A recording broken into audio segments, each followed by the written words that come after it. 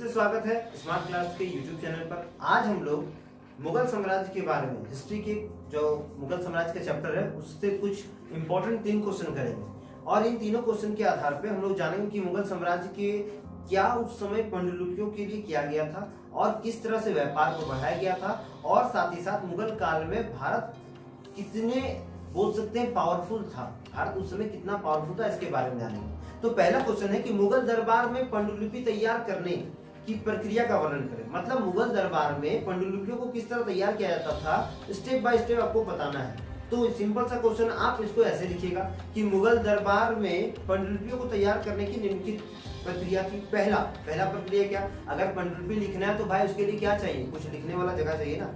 लिखने वाला जगह तो उस समय तो ऐसा था नहीं कि लोग क्लासमेट का कॉपी लिखना शुरू कर दो, ऐसा तो नहीं था ना। उस समय क्या था, उस समय यूज होता था कागज। तो कागज को पहला था कागज तैयार करना। क्या तैयार करना, कागज तैयार करना। तो पहला काम था कागज तैयार करना। दूसरा काम था कि जो कागज बनाया जा रहा है उस कागज के पन्नों की मोटाई नापने के लिए उसके लिए क्या किया जाता था, स्पेशलिस्ट रहते थे जो उस पन्नों को की मोटाई नापते थे कि इस पन्ने को कितना मोटा होना है, कितना मजबूत होना है, कितना लंबा कितना चौड़ा रहेगा। तीसरा, जो भी कागज में लिखा जाएगा उसका सेम डुप्लीकेट कॉपी एक लिखने वाला भी होना चाहिए। तीसरा क्या कि जो भी उस कागज में लिखता था, जो घटनाओं को लिखा जाता था, उस घटनाओं को देखकर साथ ही साथ उसी का डुप्लीकेट एक और लिखने वाला होता था। एक अलग आदमी भी होता था, एक तो लिखने वाला मेन आदमी है जो लिख रहा है उस घटना को, और दूसरा उसको लिख करके कॉपी करता था। जैसे नहीं होता क्लास में बच्चों को जब टास्क दिया जाता है तो बच्चे क्या करते हैं कि कुछ बच्चे आते कुछ नहीं आते, तो जो नहीं आता वो क्या करता है दूसरा दोस्त वाला कॉपी कर लेता है ना।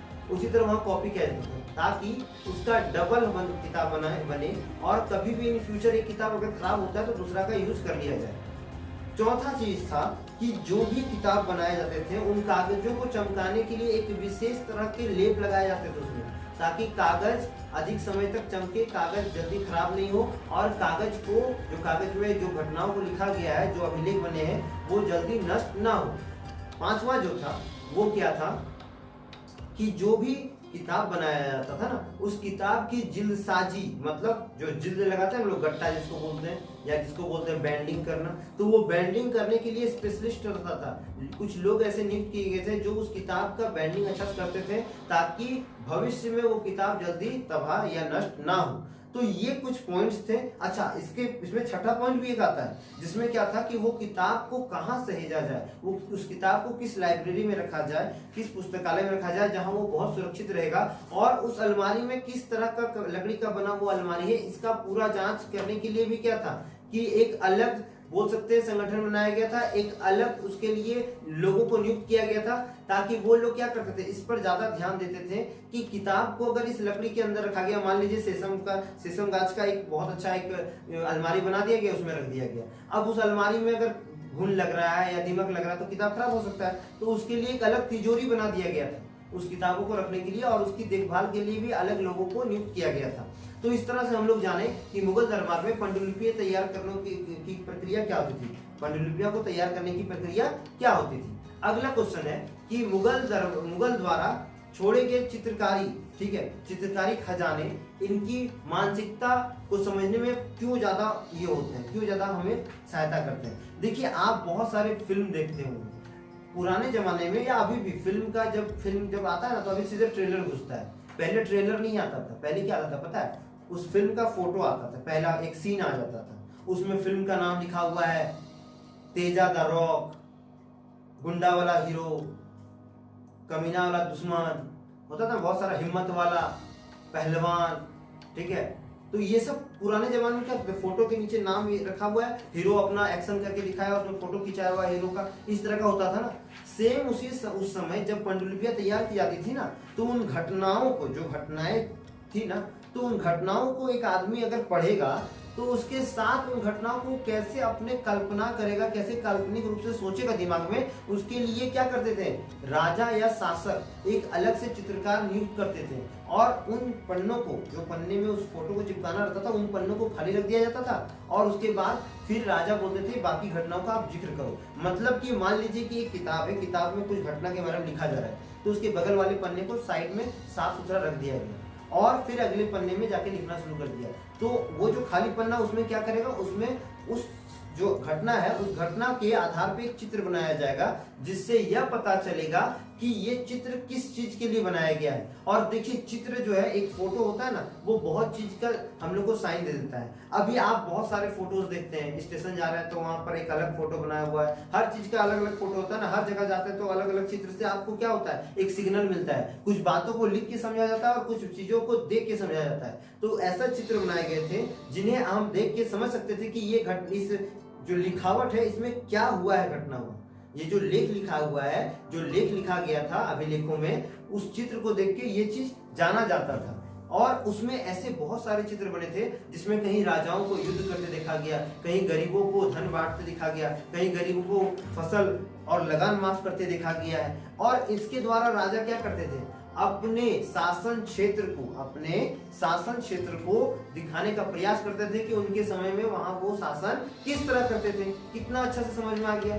अब इसमें और एक चीज था, चित्रकारी द्वारा राजा उन गुणों को भी दर्शाते थे ना, जो गुण उनके दरबार में या उनके बोल सकते हैं कि मंत्रियों के साथ वो उठना बैठना कर रहे हैं या सभागार में बैठे हुए, और हर चीज की जानकारी। जैसे आज होते हैं ना, आज हम लोग का बहुत सारे नेतागण ऐसा है जो कुछ भी काम करते हैं तो तुरंत फेसबुक पर अपना फोटो डाल देते हैं कि ये काम करते हुए। नहीं होता है, बहुत कोई होता है ना कि शादी में जाते हुए, खाना खाते हुए, सब कुछ डालते हैं ना, सेल्फी ले लेके। उसी तरह उस समय राजाओं ने क्या किया था, अपने कार्यों को अच्छा से बखान करने के लिए या अच्छा से बताने के लिए एक साइड में क्या किया था, अपनी बातों को पूरा लिखे थे, और दूसरी साइड में क्या किया था, उन फोटोज को डाला था, जिनके द्वारा चित्रों को, फोटोज को नहीं, चित्र को चित्रकारों से बनवा के डाला गया था, जिनका काम होता था कि उन बातों का जिक्र करना या उन बातों को साइन लैंग्वेज में बताना, जिसकी घटना पूरी क्या लिखी हुई है, किताब में लिखी जाती थी।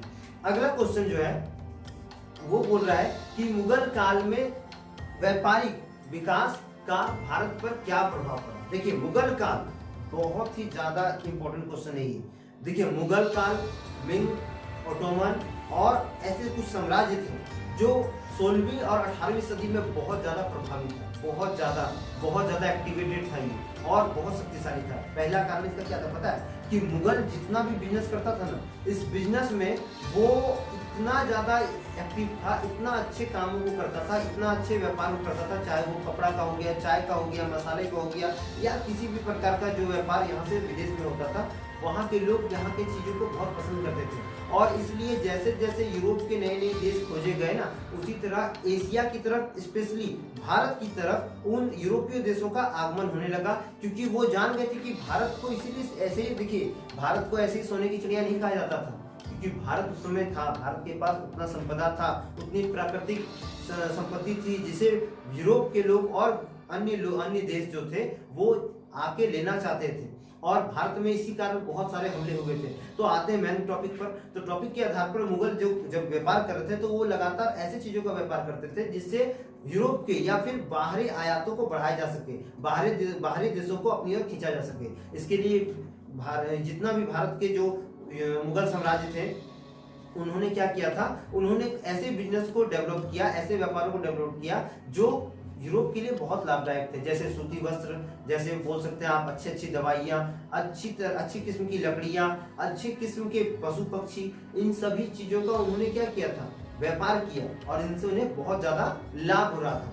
दूसरा चीज इसमें ये होता है कि मुगल काल में जितना भी व्यापार हुआ था ना, इससे क्या फायदा हो रहा था कि सभी देश जो बाहरी देश था ना, जो यूरोपीय देश था, उनके साथ अच्छा तालमेल बन चुका था। तो ऑटोमेटिक जब तालमेल बनेगा, आप व्यापार मेरे साथ करना चाहते हैं, आपको कोई चीज का जरूरत है और आप मेरे साथ व्यापार कर रहे हैं, तो हम आराम से देंगे। लेकिन यही चीज हम बोलेंगे नहीं देंगे, तो आपको क्या करना होगा, मजबूरन या तो हमको किसी तरह विवश करना होगा या क्या करना होगा, हमसे झगड़ा करना होगा। तो ये चीज हो नहीं रहा था, मुगल साम्राज्य अच्छा से उसको ये कर रहा था। देखिए और एक चीज इसमें इंपॉर्टेंट क्या था, इसमें भारत के मुगल साम्राज्य को क्या फायदा हो रहा था वो भी बताते हैं। देखिए भारत में चांदी की बहुत कमी है, चांदी के सिक्कों की बहुत कमी है, तो इस सिक्के की भरपाई क्या कर रहा था, व्यापार के द्वारा कर रहा था। भारत चांदी उपजाने में बहुत ज्यादा, भारत में चांदी की मात्रा बहुत कम है, तो जितना विदेश से व्यापार हो रहा था सब में भारत को लगातार चांदी के सिक्के मिलते थे। तो इस चांदी के सिक्कों से क्या हो रहा था, भारत का जो राजकोष भंडार था, मुगल साम्राज्य का जो राजकोष भंडार था वो ज्यादा से ज्यादा बढ़ रहा था, चांदी की ज्यादा मात्रा बढ़ रही थी। तो लोगों को ऑटोमेटिक इससे क्या होता कि यहाँ की सरकार को फायदा हो रहा था, यहाँ के शासन को फायदा हो रहा था। चौथा, कि सबसे ज्यादा फायदा ये हो रहा था कि यहाँ के जो लगान थे, जो गरीब किसान थे, उनसे लगान कम कर दिया गया था, क्योंकि जब व्यापार अच्छा चल रहा तो हम अपना लोगों को क्यों मारे भाई। मुगल साम्राज्य जो था बहुत ज्यादा हद तक एकदम अच्छा काम किया है, जिसके कारण उस समय के किसानों को बहुत कम नुकसान होता था। जो भी नुकसान होता था बाय द वे अगर लगान कम दिया तो उसमें कोई दिक्कत नहीं, क्योंकि उसका जो बाहरी कमाई, जितना कमाई राजा को चाहिए ना, जो कमाई राजा को चाहिए वो विदेश के व्यापार के साथ कर लेता था, वो कमाई कर लेता था। तो ऑटोमेटिक जितना भी कर था, जितना भी टैक्स था, उसका दबाव यहाँ के किसानों को कम पड़ता था।